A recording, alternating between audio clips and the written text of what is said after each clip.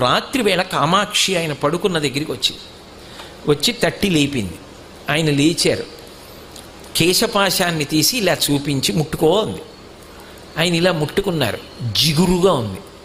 ఏమ్మా జుట్టు జిగురుగా ఉందన్నారు. పాలు పోసి వెళ్ళిపోయావు అంది. అమ్మా నీ గుడి పునర్నిర్మాణం చేయాలని తాపత్రయపడ్డానమ్మా అన్నారు. ఏమయ్యా గుడి పునర్నిర్మాణం చేయడానికి నువ్వు సంపాదించాలా? నన్ను అడిగితే నేను ఇవ్వను. దానికోసం నా జుట్టు ఇలా వదిలి వెళ్ళిపోయావా? చూడు పాలకంపు ఎంత సువాసనలు రావలసిన జుట్టునది. వెనక్కి వచ్చి అభిషేకం చెయ్యండి. రాత్రికి రాత్రి ఆయన బ్రిటిష్ ప్రభుత్వం వారిని అడిగారు తలుపులు తీయమని. తీశారు. వాళ్ళు గౌరవం కొద్ది, వాళ్ళకి ఆ గౌరవం ఉండేది.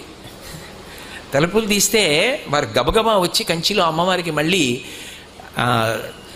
అభిషేకం పూర్తి చేశారు. ఆ తర్వాత ఎక్కడి నుంచి వచ్చిందో కాసుల వర్షం పడిపోయింది. ఆ దేవాలయం అంతా పునర్నిర్మాణం చేశారు.